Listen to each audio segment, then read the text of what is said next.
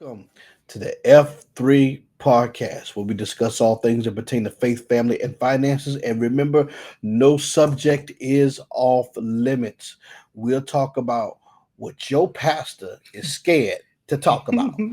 All right. We are your hosts today. I am Dr. Lionel M. Blair Sr., and I'm sitting next to the glorious, the wonderful, the glowing, the beautiful, the sainted mother herself, my wonderful wife, Saint Jasmine the First, Dr. Jasmine Blair. We got a good one for you today, as always. Listen, welcome everybody to the F3 podcast. Shout out to everybody that is here for part two. If you this your Part first two. time here, just stay tuned because you're gonna find out right here in a minute.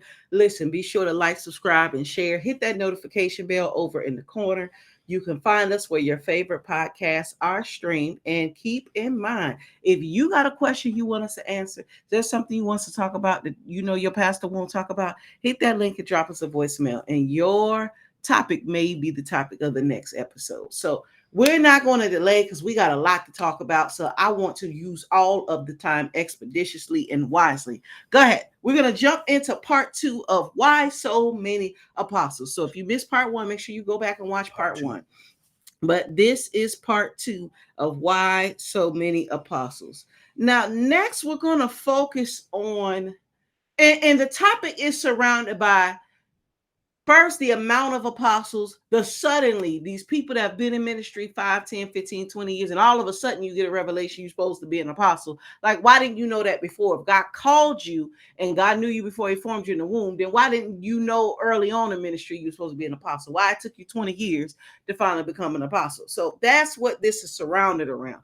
Part one, we talked about people who are genuinely mislabeled. Their passages didn't know no better. They did what they could. They gave him a position, prophesied, prophet lied, told them the wrong thing. Some people have more than one office and they spent too long in one office before progressing in their development. Again, you should not have to spend 10 years as a pastor, then rebrand 10 years later as an apostle. That makes no sense.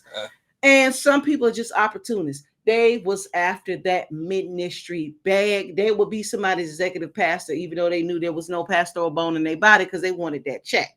And that's what that was. So this episode, we're going to talk about one you don't hear people really admit or talk about publicly. How some had to leave their denomination to fully actually answer and embrace their call. Now, this Uh-oh. one is it is not popularly shared publicly, but it's a real thing. And you honestly, if we're gonna be honest, you're gonna see this one more with women than with men. Mm-hmm. Because there are some denominations that do not receive a woman being anything higher than an evangelist or anything more than that. You can be a pastor Missionary, or an or evangelist. A mother. missionary is basically an evangelist, but the idea of you being an apostle, a prophet, even just being a senior pastor of a ministry is just out of a question. You could just never do that.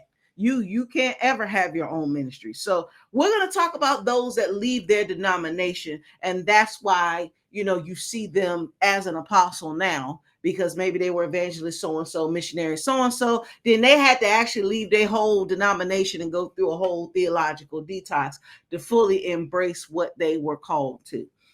So I'll let you talk about this. Why do you think some women stay as long as they do in a denomination that does not embrace your call? Now, this is, and generally we're talking about apostles, but this can apply to prophets too, because we've seen this. Why do you think women stay loyal to a version of their denomination that does not embrace who they're actually called to be? Well, I think it's a number of things. Fear, Uh-huh. fear of rejection, Okay. from those relationships that they have built in the denominations. I believe prestige. Some people would rather keep an image, than to really step out there and do what God has called them to do. Um, also, I think too, you know, the lack of support, Mm-hmm. on the outside sometimes. Um, and then the persecution from the inside, because people gonna tell you that's not God, that's not God, and stuff like that, and so, but I find that some women, especially women, are trying to go back to this stuff now. But why though? I think it's the image. I think it's the image, and then sometimes some of these structures and these denominations do provide a certain level of protection. They provide a certain level of protection too, and see a lot of people, they want to be protected than to really step out there, because see, apostles live in the danger zone. Apostles and prophets. I tell people this. A pastor will lead you to green pastures. An apostle gonna lead you to the battlefield. See, so if you all want to be protected and I just want to go and just be fed and stuff like that, find you a pastor. Okay? Find you a pastor. Because see, an apostle ain't gonna feed you. Apostle gonna raise you to do the feeding. Jesus told his apostles, take the fish and the loaves and feed everybody, sit them down and feed them. So if all y'all want to be protected, that ain't gonna work for you. So some people genuinely want to feel that security and that protection when God has called you to do the protecting and to provide the security. And I think they get tired of the politics and the antics, and they finally say, look, I'm getting ready to risk it all and go answer my call. Yeah. And because see, when you don't really answer your call, that's a whooping from God you don't want. Yeah. And believe it or not, that's a salvation issue when you know God called you. You know God called you. You told him no all the way to the day you died. Or you didn't tell him no, but you just accepted what you was raised up on. Some of you watching this right now, you are sitting in Kojic. You know God has called you to be a prophet. You know God has called you to be an apostle.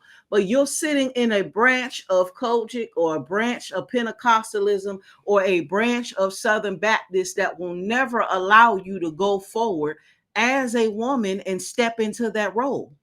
Why are you still there? Is it because maybe your husband has a prominent role in that denomination? Oops. And you want to save the family from the embarrassment? Are you afraid the man might divorce you because he don't want to give up his title?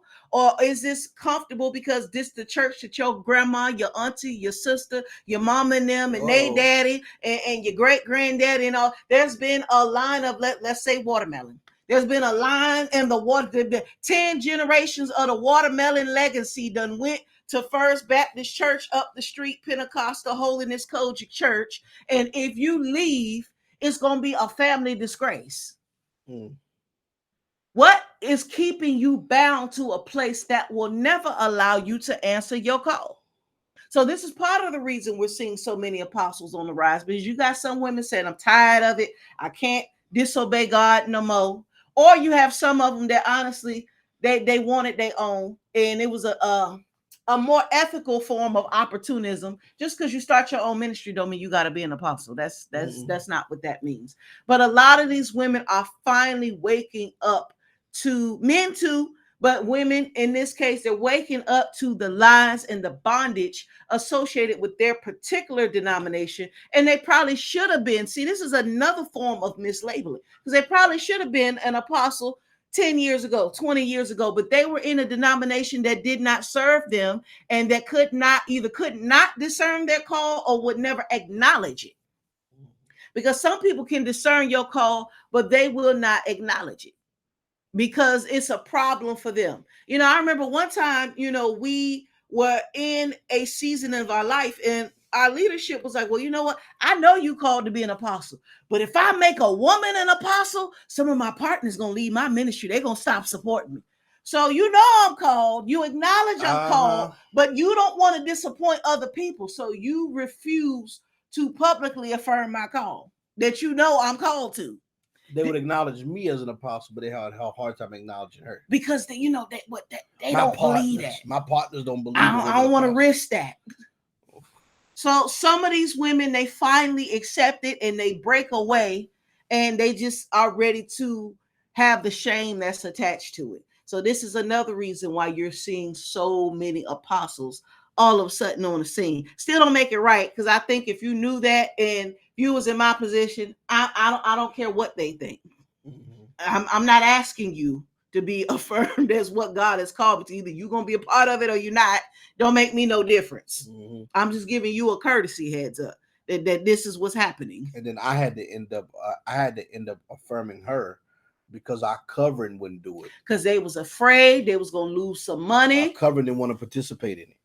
And hence why they no longer the covering. But anyway, so let's move on to the next one. Anything else you want to say about the denomination piece? And for those of y'all that are Kojic, I love y'all. I've never been Kojic. I've never personally had an issue with Kojic, but this is something that has been brought to my table many a times. We've been to ministries and we've heard women prophesy that they had to disfellowship and they had to leave Kojic to actually embrace their call and function as an apostle. So this ain't my personal story, but it's somebody out there personal story. So if you Kojic and you ready to defend Kojic, it's all love over here in this branch of the kingdom. But that may be something that y'all need to consider. You know, now word on the block is, word in the pew is, now that y'all have somebody new in charge, that there may be some changes in that department. So I don't know. Let the Lord use them. But go ahead. Some of y'all need to be delivered from your denomination. I don't care if it's Kojic or anybody else. You know, I remember. I'm not gonna say which denomination it was. Don't. But one time there was a young man that was a part of our ministry, and he just could not get rid of these Pentecostal mannerisms. I can tell like it was a spirit. I can tell the difference between the Holy Spirit really hitting somebody and somebody learned behavior. And this young man loved Juanita Bynum. He was almost in love. But he had this strong attachment to a certain denomination. I called out the denomination in the deliverance. See, this why in the deliverance. Look, this right here is why you can't be nobody pastor. Yeah, like, you can't do that, apostle. I remember God told me call out the spirit of such and such. I said, what? I said, okay. I remember that, and you leaned over. You was like, mind you, mid deliverance, sweetheart. The Lord told me to call out blah blah blah blah blah denomination. I'm like, okay, well, do it. We finna see. Yeah. Now this was like a decade ago, y'all. Yeah. But... And the young man manifested. And the young man manifested. Okay. And so yeah, and it was crazy. So a lot of y'all need to be delivered. It don't mean that particular denomination was, not of God or God. But obviously, there's a spirit. But it was a soul tie, a spirit there, to where he could not escape the culture of it to even answer his call. You know, I came up Baptist, pretty much. You know, God bless Miracle Temple Baptist Church. I love Miracle Temple Baptist Church. First time I experienced the power of God was when the Reverend Dr. Floyd M. Blackwell laid his hands on me. He said, "Ikata Masika," that was his tongues, and I fell out on the floor for like 15 minutes. So at least it was a spirit-filled Baptist church, but they still had a lot of their traditions. But even in that, I could not be who I am today if I would have remained there. That's true. Now they got new leadership. We would have never met, because I would have never went in a Baptist church. Yeah, I would have been hooping. I would have been Reverend. I can't do that hooping. And the idea of going to anybody's church with a dress on a regular basis, we wouldn't have met. Reverend Blair suits. We wouldn't have met. Suits every Sunday. You know. Yeah, we wouldn't have met. So yeah, denominationalism is people escaping that can obviously be a reason why people are starting to embrace their apostolic and prophetic callings. Now, some people, and this kind of goes into this point, but some people, God had to change their own theology about who they are. And so what's worse than letting go of a denomination you were raised up in and letting go in the theology and the belief that you swore up and down you knew? Yeah. That is how many people, believe there were no more apostles today, only for God to reveal to them, okay, not only are they still here, but you're supposed to be one. Can you imagine what that conversation was like with the Lord for them? Right. Now, let's be honest. Now, I didn't write this down, but we got to talk about this because we've seen this. Being an apostle is becoming popular now because people think it gives them a segue into spiritual parenting. So you got a lot of people, oh, I got a ministry, or they got like 4 mentees, or I'm an apostle. Next thing you know, oh, I'm a spiritual parent. I'm dad. I'm mom now. I'm dad. Some people associate being an apostle with power, authority, and prestige. The only reason they don't want to remain a prophet or a pastor and they want to become an apostle is because they see it as a guise of power to lord over people. And it's wrong, it's wicked, and it's twisted. But then they want to play that false humility role. I didn't ask for this. God called me. I wrestled with it. God called me. But then we see that once you get it, you are a power hungry. You are a power hungry pharaoh, just a mess of a leader. Yeah. There's a difference between a father and a pharaoh. A lot of y'all not fathers. You're pharaoh. But see, everybody. See, that's the thing too. Every apostle is not a spiritual parent. I know y'all teach that, but that's false. That's false. You know, every apostle because there's levels of leadership. Parenting is just one. You understand what I'm saying? People think parenting and pastoring are the same thing. They're not. Two different responsibilities. Exactly. Okay. Some of y'all expect someone who's called to be a general to be a pastor. Generals lead you to the battlefield. Pastors lead you to green pastures. You understand? One leads you to peace, one leads you to battle. Okay? There's different types of leadership here. And everybody is not going to be dad and mom. Just because you're an apostle, I need the majority of y'all stop having people call you dad and mom and stop calling people sons and daughters. Son, daughter. Why can't you just be somebody's apostle? Everybody that's under us don't call us dad and mom. I don't make that mandatory. Okay? Dad, the people that call us dad and mom, that's their revelation of us. Everybody else just call us apostle. I don't care. I don't lose sleep over people who don't call us dad and mom. I don't lose sleep over that. But you got some people, man, they be trying to force that. They be trying to teach and manipulate that. You understand what I'm saying? And then there's some sons and daughters that we have. They're spiritual sons and daughters, but they still call us apostle. They said this Apostle Jasmine is my spiritual mom, or Apostle Lionel is my spiritual father. They don't run around calling me dad. Hey, dad. I don't mind if that's your revelation of me, but you don't have to call me dad all the time. I better not ever be nowhere no more and you holler. Yeah. Now, certain settings, we don't let people call. Some people like that stuff. Oh, arrogant. Now, certain settings, I tell our sons and daughters is certain settings, don't call me dad. Don't call me dad when I go here, when we go here, or when I go there. You know, some people, their titles, their first name. Yeah. No. When we go out, when we go here, this is do not address me as dad. Okay, don't do it. Yeah. And especially I'm about to get a bag. Okay, if I get a bag and we doing business together, you call me Lionel. Okay, you call me Lionel. I need you to call me what's gonna be on the chat. Because you mess up my bag trying to be religious, you gonna get the rebuke of your life. Of your life. Okay? Do not mess up my money. You understand what I'm saying? So a lot of people, they want to be honored. That's another thing too. They want to be celebrated. So people will spend thousands of dollars on garments. Because some of y'all do that stuff. $1,000 on garments, paying people to sign your documents and all this other stuff just for one night for you to be celebrated. Have a processional. People might give you some money.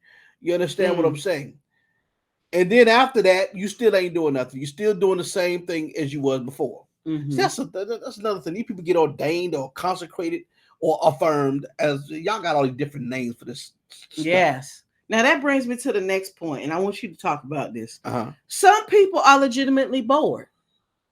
How you been a pastor? I know a man of God right now. God bless his heart. Been a pastor of a church for almost 25 years, and now he's being consecrated again. How? So you didn't know for almost 25 years you're supposed to be an apostle? We're starting to see a lot of this now. Yeah. Why all of a sudden you've been doing this all this time? Now, I want you to talk about that, and I want you to answer the question, are all these consecrations legitimate? And if not, what are some of the ways we can tell? I know that's a loaded one, but we got to at least give a little bit here. Because I talk about consecrations a lot. Mm-hmm. We put more emphasis on ceremony than what's actually being transferred. That's good. Not necessarily against ceremony, but ceremony take up too much of the time. You got to have processional. Everybody come out there in their expensive garments, and all this other stuff. You pay thousands of dollars to be honored for one night, but you notice there's no real prophetic presbytery. Okay, there may be laying on of hands, but not for transference of spiritual gifts, and not impartation of power and authority, not conferring of authority. You see what I'm saying? None of that kind of stuff. You should leave an event like that knowing your marching orders. Because, see, that's the time of your commission. But a lot of these apostles don't know their commission. Come on, y'all. I can tell you the purpose for which I was sent. I know the reason why the reason for which I was born for.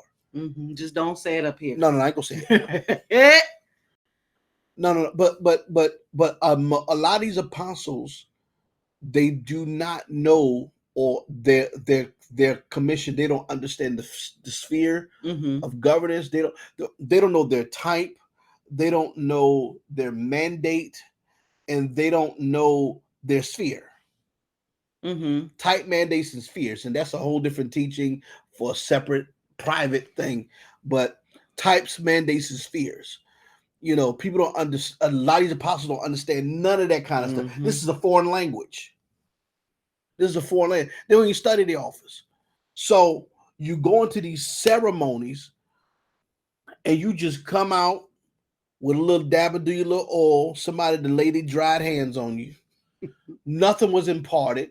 You got a bunch of dried up preachers around you, hands on your shoulder. We got an apostle.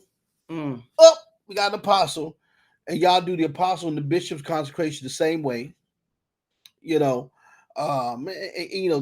stuff really don't matter. But the point is that you leave that event and you still function the same. Even some of these prophets that be consecrated as apostles, they still function the same way. You don't stop being a prophet. I'm gonna tell you something. When I became an apostle, my whole world changed. God didn't even talk to me the same. My revelation changed. My understanding of the scriptures changed. My leadership structure changed. How I carried myself changed. These people, there's no change in them except their garments. The only thing that changes you go from wearing purple to wearing red. Okay. The only thing that's changed is you go from wearing a cord to wearing a chain tucked in your pocket. That's the only thing that changed about you. Nothing has really changed internally because you conform to the institution, not the other way around. The call dictates you. You don't dictate the call. And I find that these jokers who say they're apostles, it's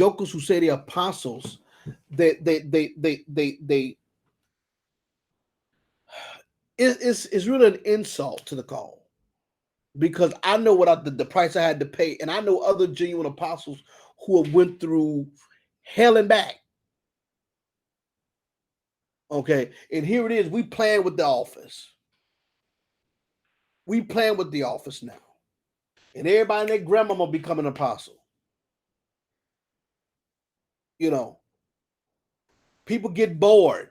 They get bored in ministry Now, see, how you get bored and you pastor a whole church?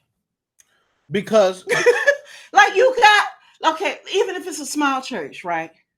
You got like 30 members. You got people's souls to look after. How are you bored?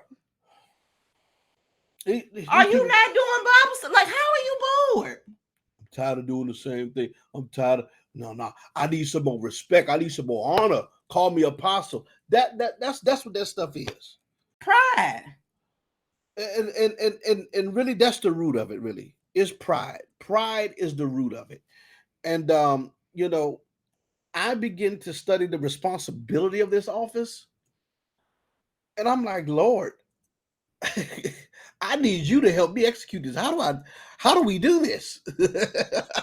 You understand what I'm saying? It is serious. It's life-changing, life-altering. You know, when you begin to realize the responsibility you have, and then and see, this is why it's insulting for me when I see y'all on social media playing with this.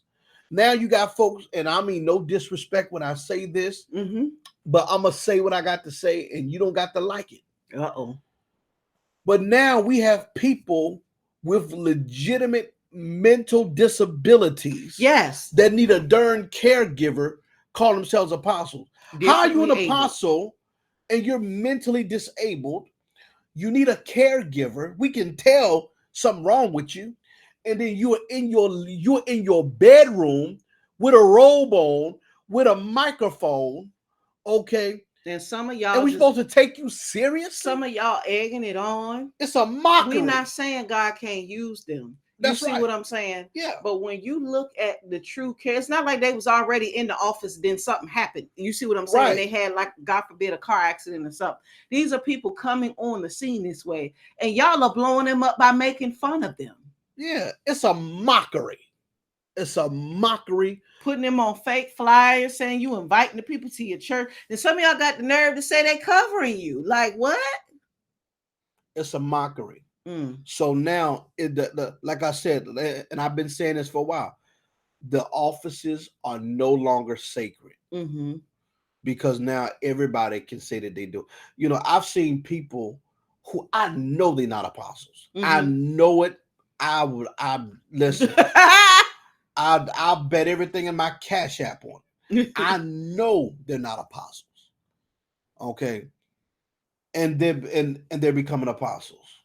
So how do we fix this problem? I guess that's the next question. How do we fix this problem of so many apostles on the scene? What do you think is going to have to happen, or what kind of shift needs to occur in the body to stop this ungodly trend? First, there needs to be proper education on the office. Proper education, because a lot of y'all can't even define what an apostle is, what an apostle does. All y'all say is, well, you know, apostle is a sent one. They're an ambassador.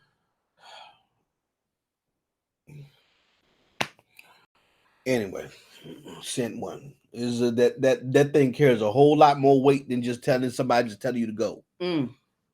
Okay, there's a whole history behind that word apostolos and being sent. But anyway, so there need to be proper education. I think there needs to be true apostles that are modeled before the people. Because people need to know what true apostles look like. And I'm talking about in diversity. Because the apostles' office is a diverse office. The apostle is not just somebody who plant churches. I know y'all teach that, but that's off. Okay. That was Paul's model of apostleship. Not everybody. Paul wasn't the only apostle in the New Testament. Okay. But y'all make Paul's model applicable to everybody, and that's not true. Okay. So there needs to be proper education. There needs to be true apostles modeled before people. And honestly, I think I said this before too. There needs to be a rise of apostolic councils. Yes. I think true apostles need to come together and convene and begin to discuss these these things and how to move the church forward, Mm-hmm. how to move the church past this immaturity. Mm-hmm. Um, and you know, of course, you know, when you start moving like that, people be like, "Who you think you are? Who you think you are?" No, Somebody got to do it. somebody got to do it because this is becoming too much. Absolutely. Too much. Everybody and their grandma an apostle. You are 19 years old, barely live life, and you're an apostle. And I'm not saying God can't use nobody young.